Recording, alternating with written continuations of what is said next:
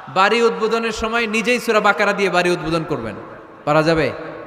নতুন ফ্ল্যাট উদ্বোধন হয় না, নতুন বাড়ি উদ্বোধন হয় না, ইমাম সাহেব হুজুর যখন দোয়া করতে আসবে হুজুরে বলবেন হুজুর একটু সূরা বাকারা তেলাওয়াত করেন, পারা যাবে?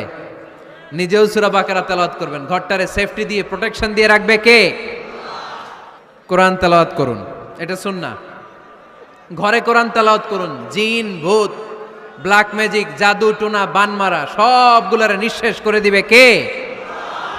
এজন্য আল্লাহর হাবিব সাল্লাল্লাহু আলাইহি ওয়াসাল্লাম বলতেন, সহিহ মুসলিমের বর্ণনা, লা তাজআলু বুয়ুতাকুম মাকাবিরা, তোমরা তোমাদের ঘরগুলোরে কবর বানিয়ে রেখো না। লা তাজআলু বুয়ুতাকুম মাকাবিরা, তোমরা তোমাদের ঘরগুলোরে কবর বানিয়ে রেখো না।